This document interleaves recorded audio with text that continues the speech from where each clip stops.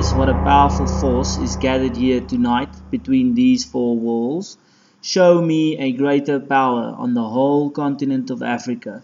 Show me a greater power anywhere.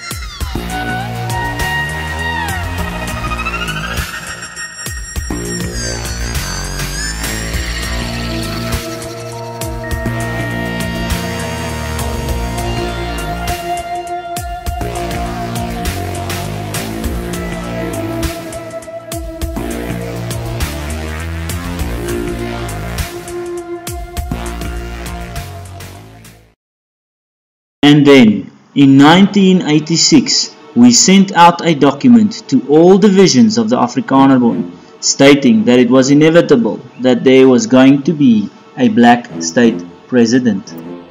The National Party had nothing to do with this. It was a secret internal Afrikanerbond project with only a few people at the time being addressed.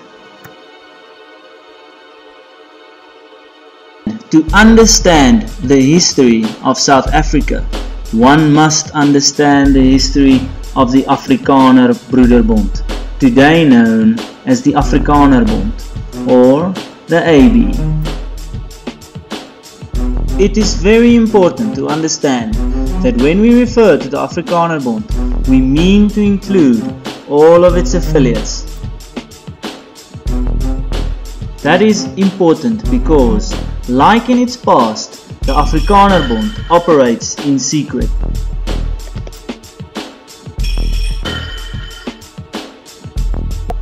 The Afrikanerbond might now have a website and proclaims to be open, but its true dealings, intentions and affiliations remain undisclosed. We say undisclosed because its intentions, affiliations and dealings are no longer secret despite their best efforts. It is convenient for the Afrikanerbond, like other secret organizations, to be able to distance itself from any of its affiliates or organizations that become unpopular. For example, the National Party now has way too many responsibilities through the decisions it made in the past. They could close the National Party and distance themselves from this old unpopular organization and create a new innocent political party. This way, the true management remains in power and bears no responsibility for the old discarded organization. It is critical for us not to be fooled by this tactic. New directions for the Dutch Reformed Church, which this past week has made a landmark decision which has now meant that same-sex marriages will now be recognized by the church. Now, with a 64% majority, the church voted in favor of acknowledging same-sex unions and allowing gay ministers to be ordained without the need for them to be celibate. It is important to understand that the decision to accept homosexuality by the Dutch Reformed Church was first discussed and accepted in an Afrikanerbond Bondsraad meeting before it was accepted at synod level.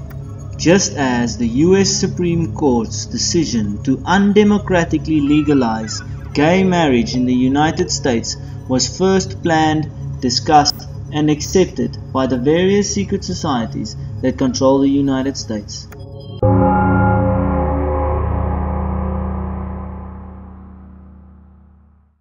The Afrikanerbond was founded in 1918 with the name Young South Africa.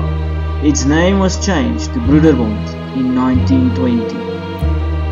The organization was founded in reaction to economical strife and exclusion the Boer or white Afrikaner experienced after the Second Boer War. The British scorched earth tactic and the use of concentration camps under Kitchener cost the lives of 27,000 Boer women and children and devastated the livelihood of the rest. The Afrikaner Broederbond became a very powerful organization, with every South African president from 1948 to 1994 being a member of the Broederbond. In its early years, the Broederbond was geared and dedicated to resisting the influences from the outside world.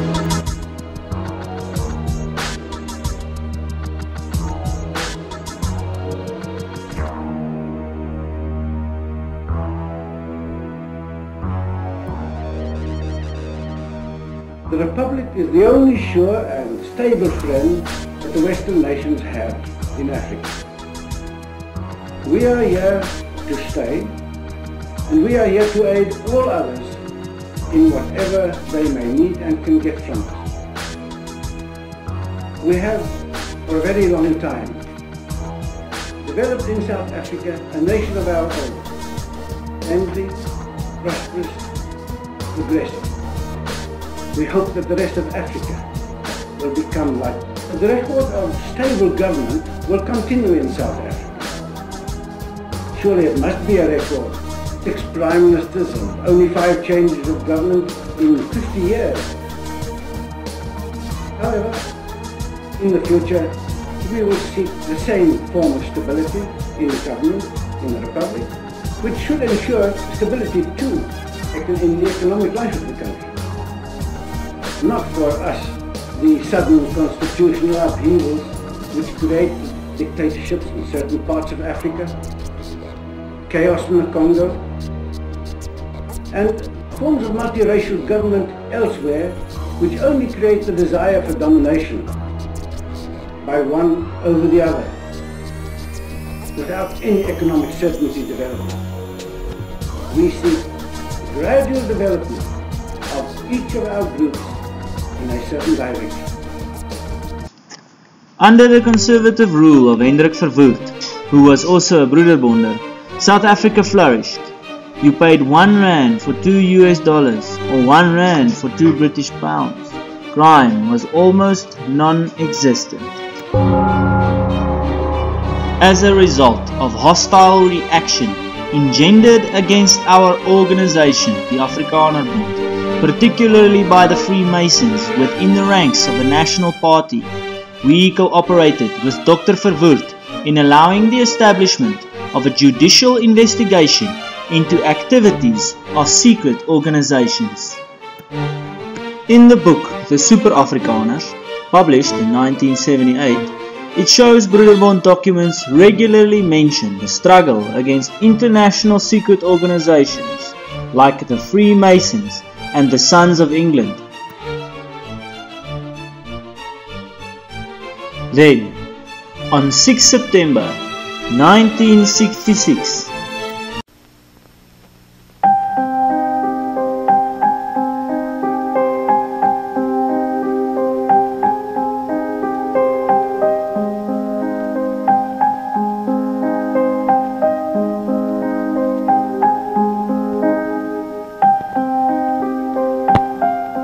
and no country in the world can achieve greater heights for itself by treading on the corpse of a fellow nation.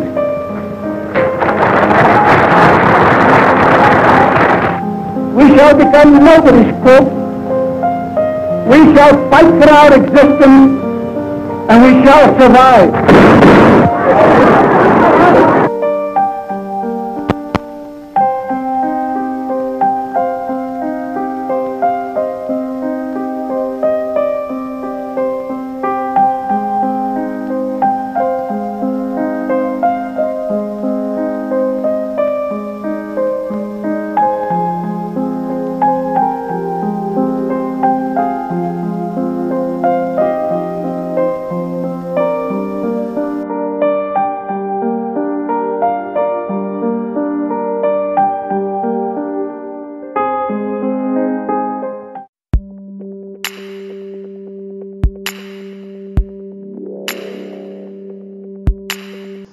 under sinister circumstances that mirrored the assassination of John F. Kennedy, Hendrik Verwoerd was assassinated, most likely by the Freemasons.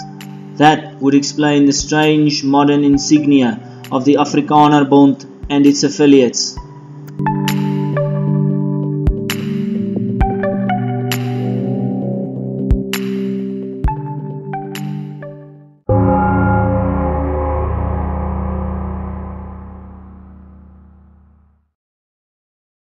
As verligte Afrikaner, Dr. Gerrit Viljoen, and one of the National Party's top brains, he is at the forefront of the planning for change, and as chief of the Broederbond, he holds the most important position in the cell system that is being geared to prepare conservative Afrikaners for change.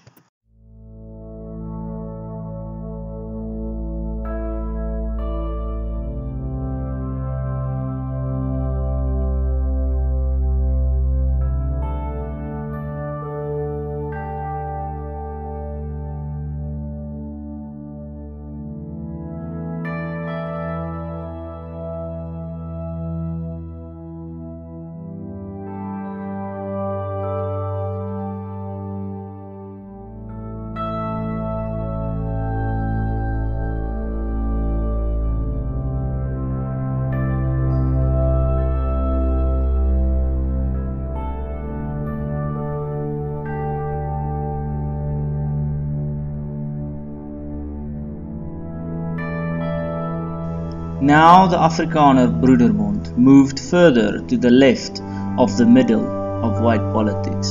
The Afrikaner Bond actually started getting their doubts about apartheid in the late 1970s. They wouldn't have elected me as chairman if they were still full-blooded apartheid supporters. We started looking at the constitutional future of South Africa and where the Afrikaner would fit in. We made the firm decision that we stand on the side of a negotiated solution and not of war. It may sound simplistic now, but at the time it was quite overwhelming. I remember an Uitvoerende Raad meeting during 1983 where there was a difference of opinion. I asked every member to stand up and declare his position. In the end, there were 2 out of 18 that could have been termed as right. The others were prepared to run with this risky undertaking. And then, in 1986, we sent out a document to all divisions of the Afrikaner Bond, stating that it was inevitable that there was going to be a black state president. Interview with Pieter de Lange, former chairman of the Afrikaner Bond, by Max de Pre, 2012.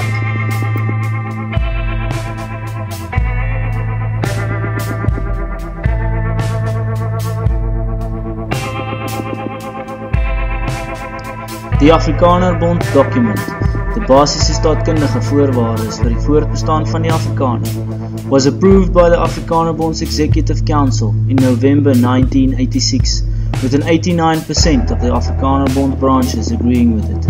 David Welsh, The Rise and Fall of Apartheid, page 202. Clearly, by November 1986, the Afrikaner Bond had already decided for the rest of South Africa. Every other vote, political debate, referendum or speech was all masquerades. South Africa's fate was sealed. On the inside of a Bondsraad meeting, it was decided that South Africa was to become just another failed African state on the way to a revolution.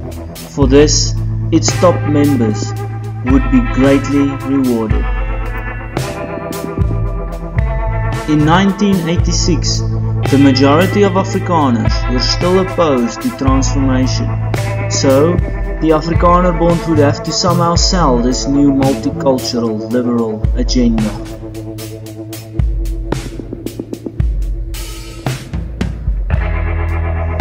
The Uitvoerende Raad members had the task to visit divisions and regions to put the document in the correct context. I probably did more than most myself. The Afrikaner Bond had about 18,000 members then. It meant that the Afrikanerbond had to go through the country, cities and the platteland to convince people in some position of leadership in their communities that a negotiated solution was the way forward, that a full democracy with voting rights for all was the answer. Those people then went to talk to those in their spheres of influence, and so on. Everybody down the line knew other Afrikaners to talk to. It had a tremendous impact on the Afrikaner and broader South African community at the time. The National Party had nothing to do with this. It was a secret internal Afrikanerbond project with only a few people at the time being addressed.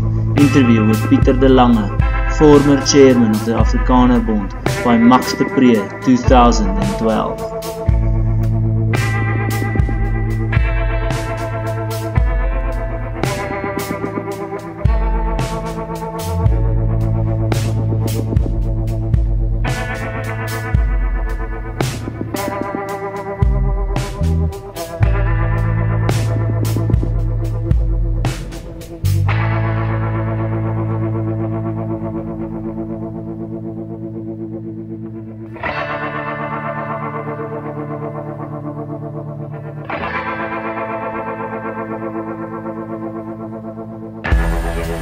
Pieter de Lange was also the first prominent Afrikaner to secretly negotiate with the ANC.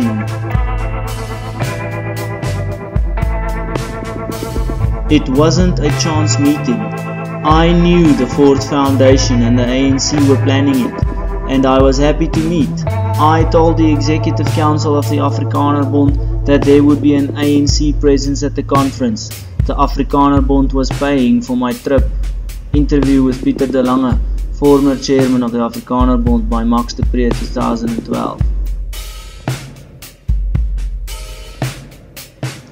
According to de Lange, the acceptance of this document caused an exodus of about a third of the Afrikanerbond members.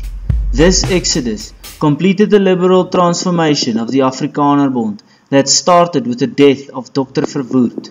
These leaving members mostly aligned themselves with South Africa's right wing.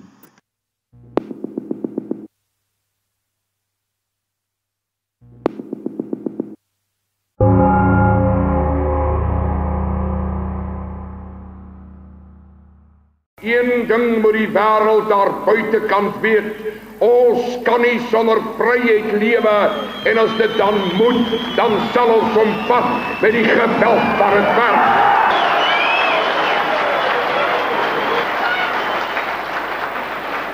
Ons is nie bereid om in 'n verkiesing in te gaan waar die ANC die boere se koppe tel.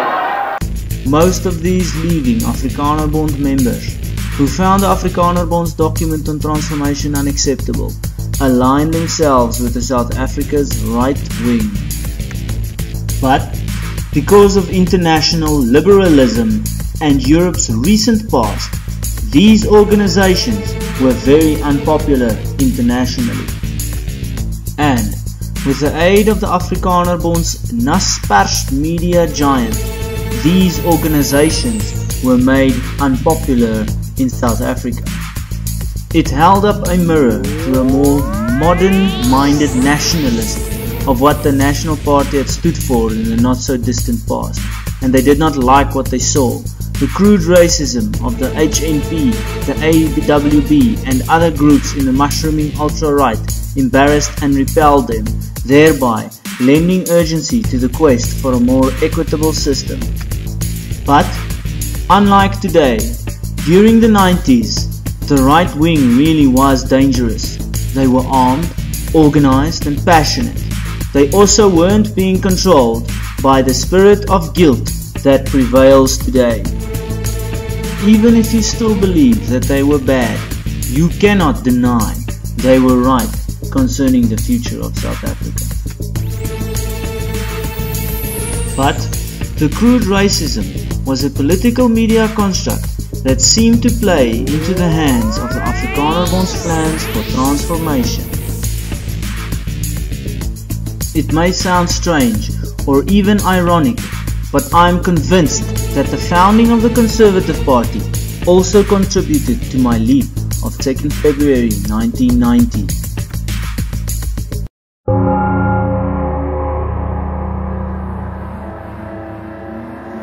In 1993, former Freedom Front leader General Constant Viljoen mobilized between 50,000 and 60,000 armed Afrikaners in preparation for war with the ANC's armed wing in Kontwe Wisizwe. We had computers in all centers with the details of all the men we knew we could rely on. Viljoen reveals just how close SA came to war. Independent Online. Retrieve 2009-04-29. A more moderate advocate of Afrikaner separatism was Constant Viljoen. He and Terre Blanche both belonged to an alliance of more than 20 right-wing movements, the Afrikaner Volksfront. Viljoen was a former chief of the South African Defence Force and a war hero, the experienced general. He was reluctant, though claiming he could call on 14,000 army reservists. I also had forces available, I would say, from what would split off from the Defence Force. Because had I really taken a military action, there was a real danger of polarization within the Defence Force. It would certainly have been a substantial number of people that would have splitted from the Defence Force and would have joined me in fighting for the liberation of the Afrikaner people.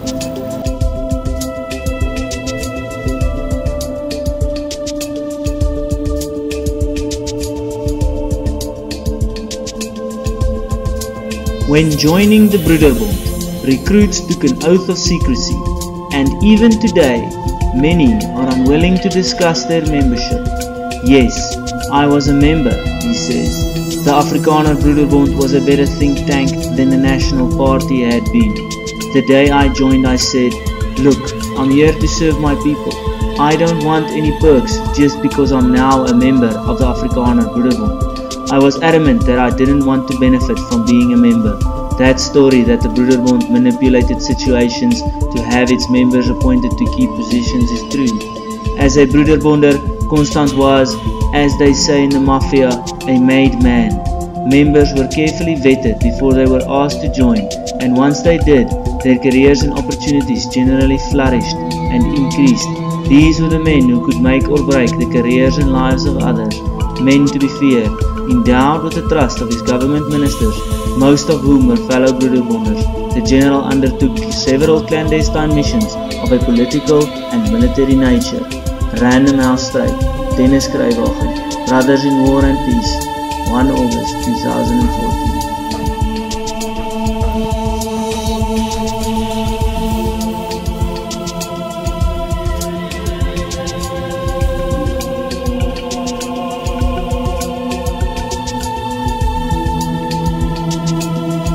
After Constant abandoned his men, they were left leaderless, confused, demoralized, harmless. Now there was no resistance to reform. Even the independent black state of Bophuthatswana was to be completely assimilated.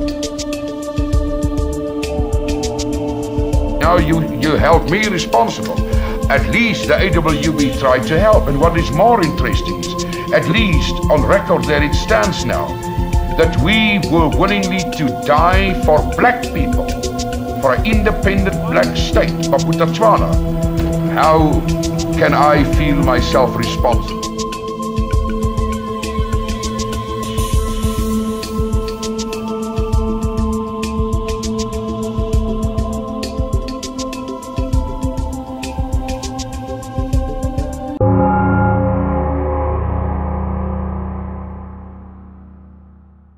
I was able to see Rolf Meyer for the first time dancing on the floor where we were having this party. He was quite happy, he was quite jovial, and I kept wondering whether I would have been as happy as he was if I was in his position, having finally given in the way that they had.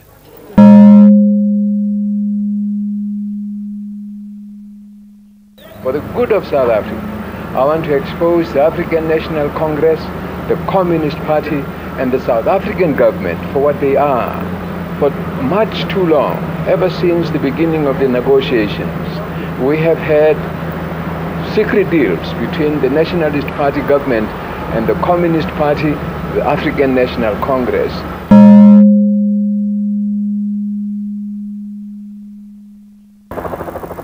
Mangopha was very arrogant when they wanted to tell him that he should resign, and that if he does not resign, he would then be ordered to resign.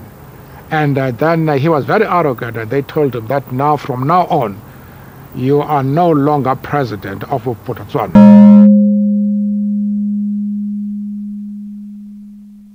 You know, Mr. Pik Botha came accompanied by Mr. Maharaj, who apparently came to ensure that Mr. Botha carried out his instructions, Mr. Maharaj's instructions.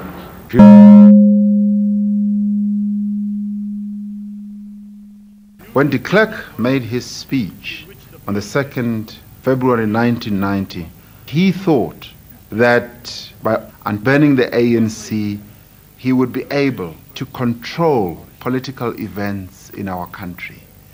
I don't believe that he knew that he was actually unleashing a force which he would find far, far, far beyond his own political imagination and control.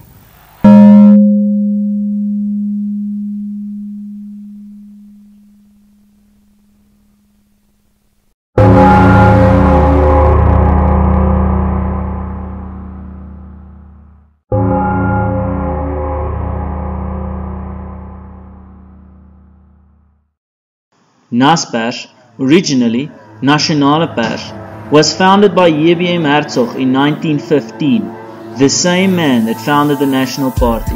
Naspers is the largest company in Africa and the 7th largest internet company in the world, with operations in 133 countries.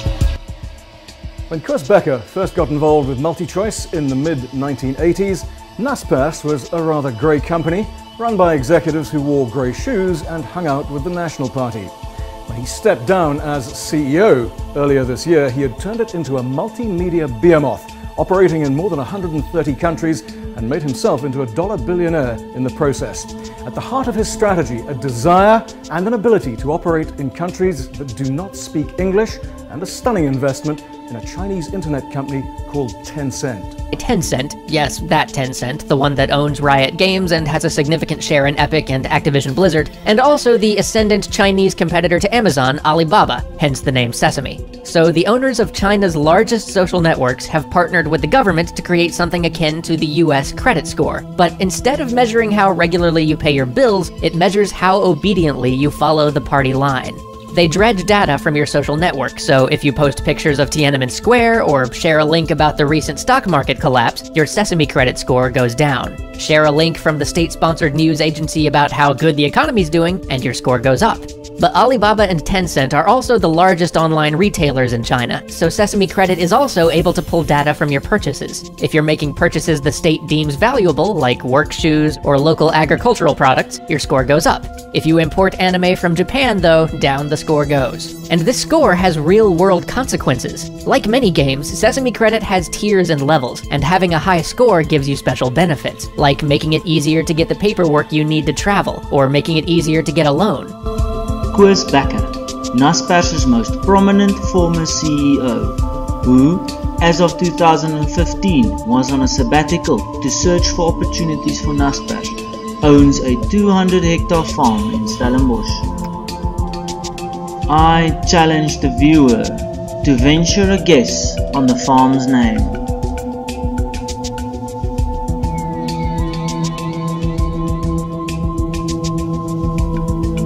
In the process, at the heart of his strategy, a desire and an ability to operate in countries that do not speak English.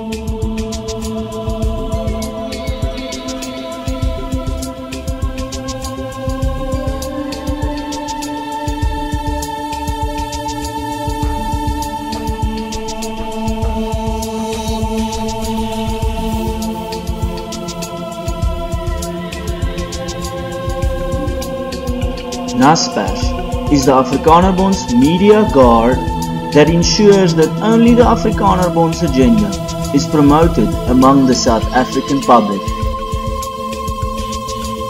It is easy to tell Which organizations are affiliated with the Afrikanerbond and the broader New World Order establishment by looking at who Naspers promotes or belittles. Naspers refuses to even publish a paid ad from Afrikaner organizations that are not affiliated with the Afrikanerbond or that promote Afrikaner independence. But for the Democratic Alliance, Naspers gladly publishes adverts that promote multiracial homosexuality among children. Because of the overwhelmingly negative comments received by Naspers' preferred columnists, Media24 had to close its comment section and now only allows the very positive comments. It is also through Naspers' media that the Afrikanerbond could mislead the Afrikaner enough to receive an overwhelming yes vote in the 1992 referendum.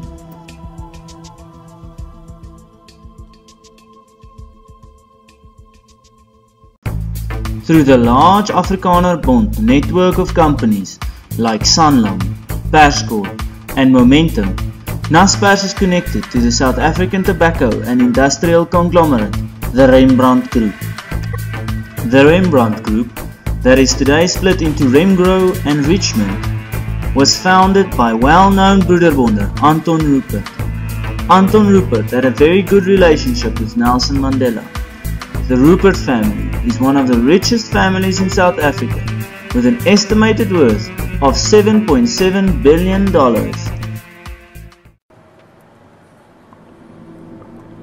you know this one was here, Mark? No, I just saw the sign. I know Rob's always spoken about it. But we sold a Cabernet in the Franc. The Cabernet Franc, I think, is probably the best single varietal Cabernet Franc I've ever sold. Beautiful.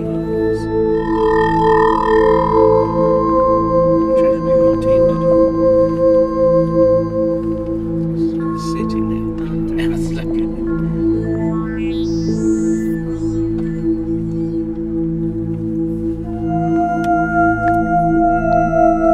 David Hunter, and I'm the wine buyer of Chelsea Wine Vault. And now we're tasting the Rupert and Rothschild. It's the Classique bottling, their Rouge 2010. This is from the Western Cape of South Africa. And I'm very excited about South African wines as of late. The wines have been super impressive, really over-delivering. 5 years ago, I wouldn't have looked twice at South African wines. They were okay, but very average. In the last 5 or 6 years, they've really done a 180, and the wines are super impressive and really over-deliver for the price, and this is a great example. This is a partnership between a great long-standing estate in South Africa and then the Rothschild family from Bordeaux.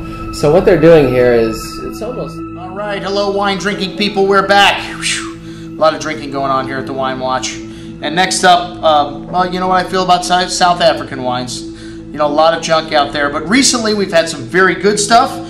And you know, anything with the Rothschild name on it is going to be outstanding. And this is Edmund de Rothschild. He's one of the largest shareholders in Lafitte Rothschild, but the Rothschild family, big banking family, big money, and you know, it's that little gesture. And hey, let's go down to the Cape, the Western Cape, and try to make some good wines down in South Africa.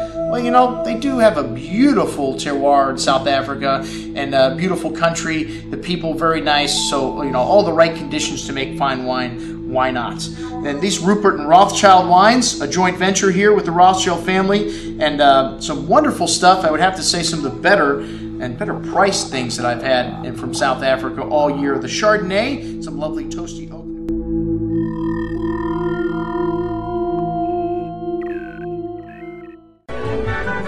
The case was put in a more sophisticated form by the left-leaning liberal J.A. Hobson, author of the classic Imperialism, a Study, 1902.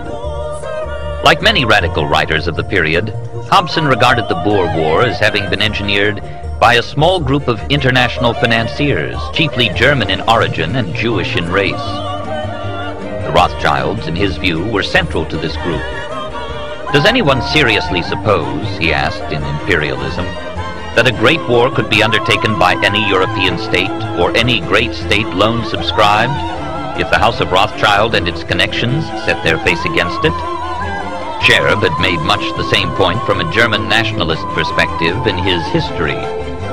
The House of Rothschild has arisen from the quarrels between states, has become great and mighty from wars, and the misfortune of states and peoples has been its fortune.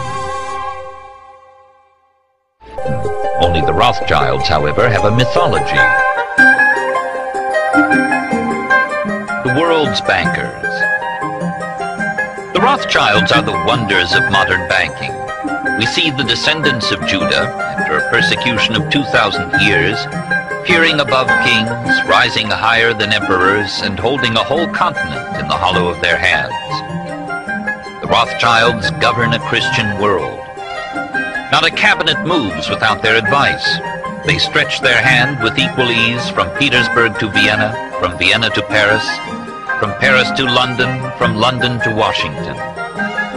Baron Rothschild, the head of the house, is the true king of Judah, the prince of the captivity, the Messiah so long looked for by this extraordinary people. He holds the keys of peace or war, blessing or cursing. They are the brokers and counselors of the kings of Europe and of the Republican chiefs of America. What more can they desire? Niles Weekly Register, 1835 to 36.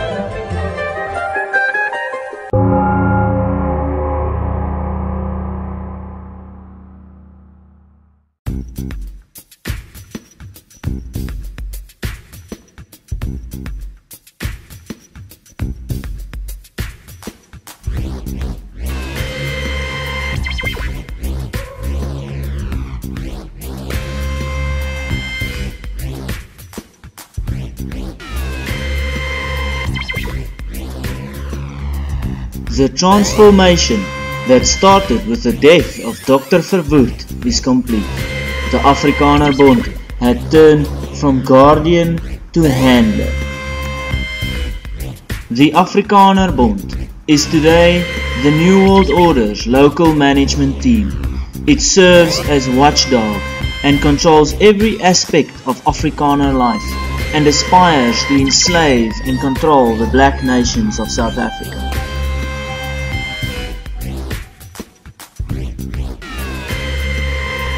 It controls the Afrikaner through its influence in culture, finance, education, religion, media, labor, and politics. The Afrikaner Bond ensures that all Afrikaners conform to the international agenda of multiculturalism and multiracialism, political correctness, feminism, sexual promiscuity and homosexuality, financial dependency through debt, multi-religions and occultism, blind obedience, internationalism instead of nationalism, destruction of the family, slavery through socialism.